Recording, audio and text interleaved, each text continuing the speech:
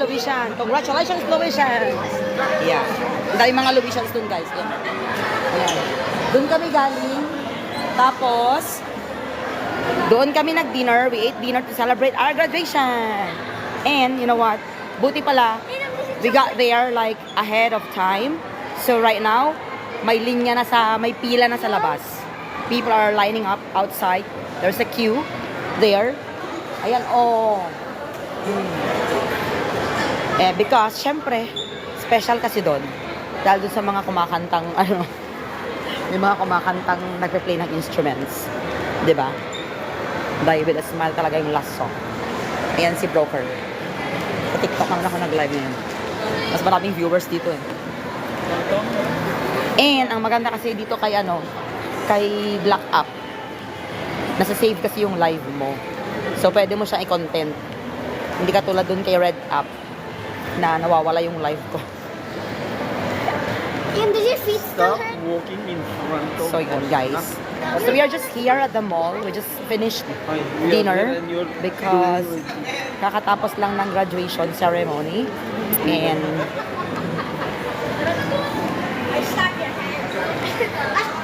isa na akong master. Charot. Yeah.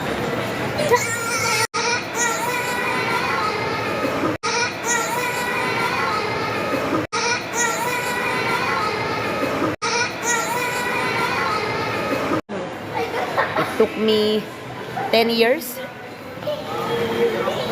na nag-work sa abroad, then pagbalik binalikan yung masters. Actually hindi ako nag-resume sa pag-aaral. Syempre work muna. Another 5 years na naman. So 15 years na natenga yung master's degree na yon, 'di ba? So finally. But you know what? 15 years ago in a private university in the city, when I first took my master's degree, kompre na lang ang kulang.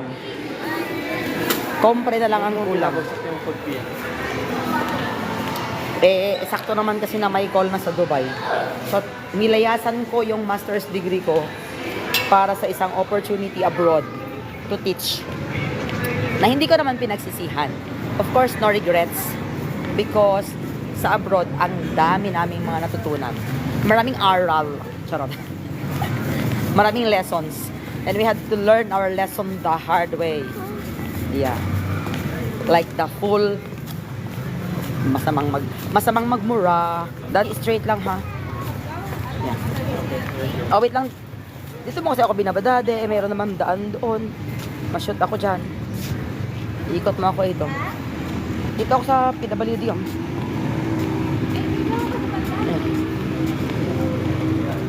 Let's go. Alang ka tara na ikaw. That's the proper way for PWDs.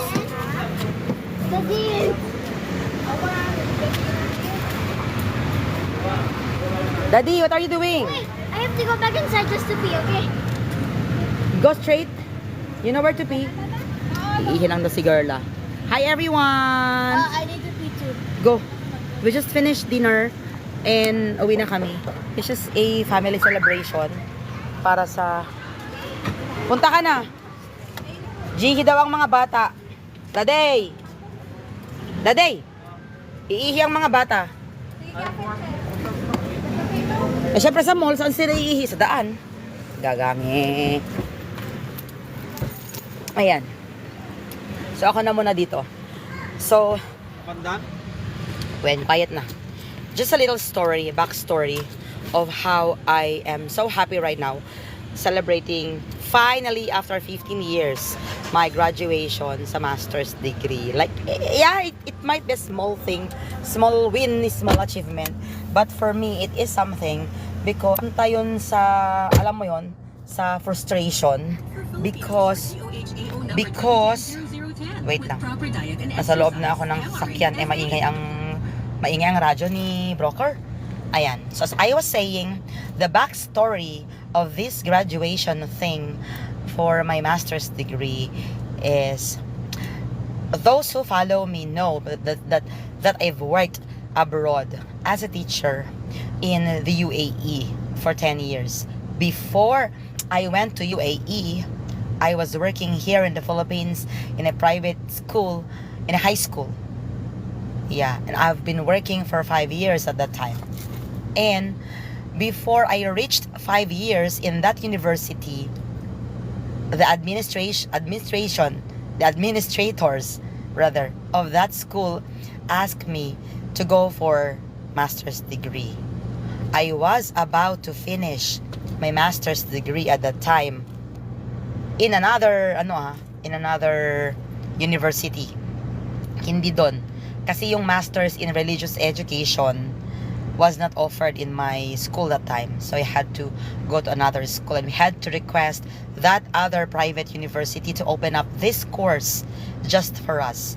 And we were like 7 in the class. Then, natapos ko na yung 36 units actually. It was only the comprehensive exams na hindi natapos. But, supposedly summer siya itatake. Kasi nga, we had to wait for that second semester's grades. That was in 2009. Yes, 2009.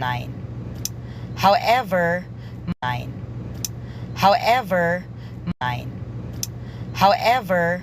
tuition. And without finishing my compre in tuition. And without finishing my compre in other degree was pending, was hanging. And I was thinking like, well, I'm going abroad anyway. Yeah, I'm going abroad anyway, and master's degree or license in teaching here in the Philippines does not even count abroad. So it's okay. And so I left the country. And I started teaching there abroad, and I enjoyed teaching there.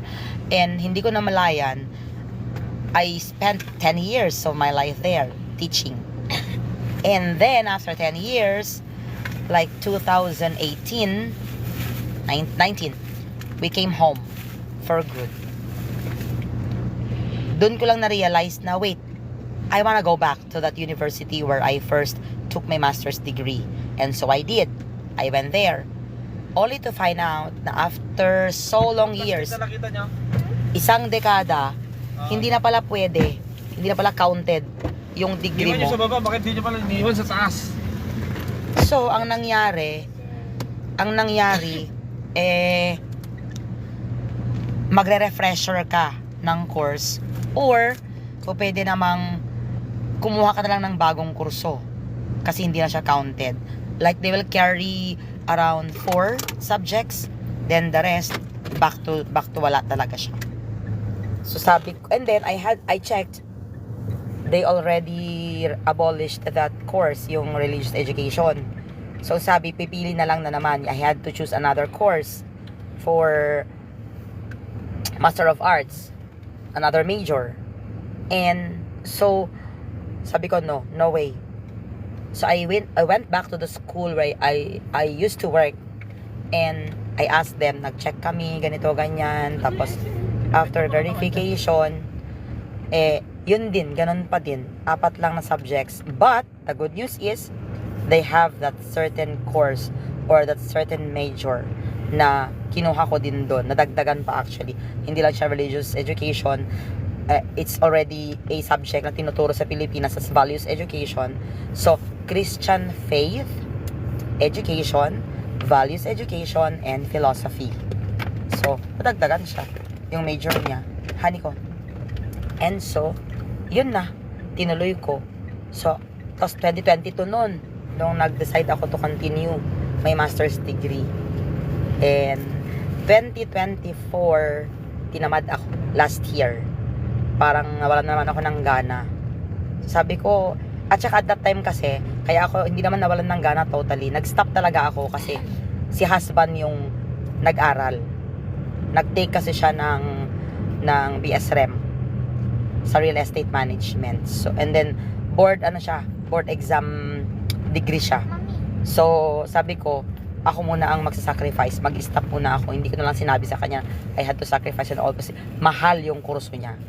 So, pag sumabay pa ako, 2 pa yung college namin, plus yung 2 kiddos namin nasa private pa that time, wala na, sabog ang finances. And so, silently, sabi ko na lang sa sarili ko, ako na lang. He finished, tapos na siya, and he took his board exams this year. Then, thank God, he passed. And just yesterday, he took his oath. And now he's a licensed broker, real estate broker. Thank you so much for the hearts. Yeah, that's why I'm so happy. We are celebrating. It's a double celebration actually, that my husband has graduated. And hindi lang yon, flying colors, Latin awardee. He's a cum laude. Yeah, he's a cum laude in bachelor's of science in real estate management, and he passed the board exams. And yesterday he got his license, PRC license. So he's now a licensed real estate broker. Eh yun nga lang, alam mo na, first week of school, alam mo na sa DepEd, hindi pwede umabsent basta-basta. So, hindi ko siya sinamahan sa oath niya. But then it's okay. Kasi nakuha na niya yun ng, ng video. And, you know, at the same time, ito, kaya nga nag-post ako ng parehong graduation kinemerot, ganon. Eh, maraming nagsasabi nga na, wow, grabe, ganon, yung dalawa kayo talaga, may ganong It's not that big, okay, na big achievement. But, it's a milestone. And for both of us, especially at 40s, I've been telling you, no, hindi kasi namin ito na-achieve at a younger age, which we could have had, right? But, siguro, God's timing really matters.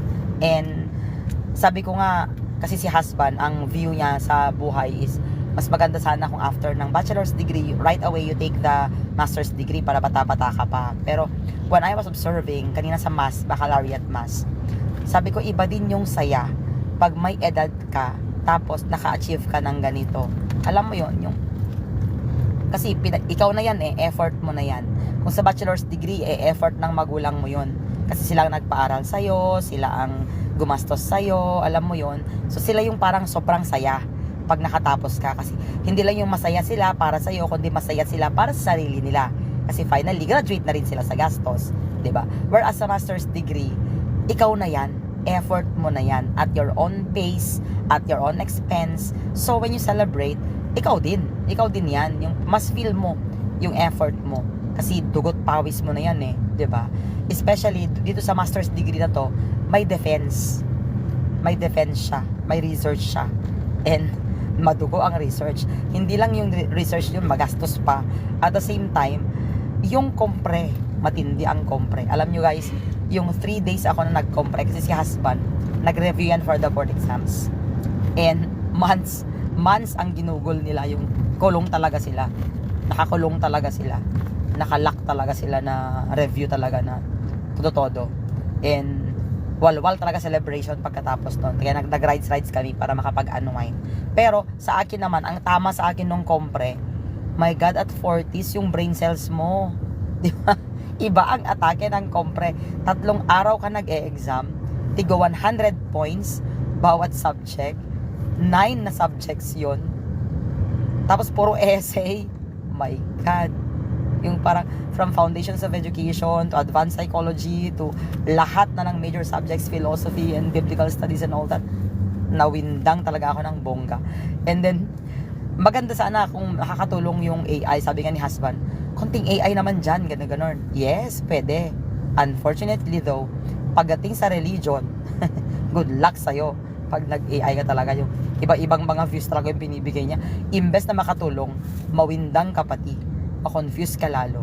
So kailangan talaga mag-review ka talaga ng bongga. And then napiga talaga yung utak ko. Kanina nag-uusap kami ng mga katabi ko, 3 lang pala kami guys, out of all the master's degree na nag-graduate ngayon, 3 lang kami na magkakaklase sa major na yon. Marami sa engineering, may MBA din, business administration, may mga psychology, may mga ganon. But doon ko lang na-realize na parang 2 department lang yata yun sa engineer. Ay, may accountancy din. May accountancy. Tapos sa mga medicine din na field, may nursing din pala. May master's degree din sa nursing. So, yun lang guys. Back story lang. That's why, parang it's worth celebrating because it's a milestone not only for me, but for of us. And alam mo, for me ang view ko naman sa family side naman, perspective, It is to inspire our children kasi they are 4. There's 4 of them. I want them to know na kung kami ni daddy nila nag-a-achieve ng ganito, dapat sila din, 'di ba? Na kung kami ni daddy nila nag-e-effort ng ganito, sa challenge. Kasi kung kinaya namin sa edad namin, sila na bata-bata at fresh ang utak, mas kakayanin nila, 'di ba? So, sa mga kabataan, challenge din sa inyo. Ha? Especially sa mga estudyante ko. Kung may mga nanonood ngayon na estudyante ko at mga naging estudyante ko, sana kapulutan din ninyo ng konting inspirasyon si Ma'am Fatima na sana pagbutihin ang pag-aaral, iba pa din. Yes, maganda ang madiskarte sa buhay, pero palagi yung sinasabi sa mga lessons natin, hindi lang diskarte guys, diploma din para mas may laban ka. Okay? So yun lang, today is Friday, weekend tomorrow. Happy weekend everyone. Enjoy your weekend. Mag-rest na tayo kasi hindi na tayo gigising ng maaga bukas. So again, once again and always, this is your teacher Timmy saying, you only live once. Make the most out of it. Choose to be happy, guys. Bye everyone. Have a nice weekend. God bless.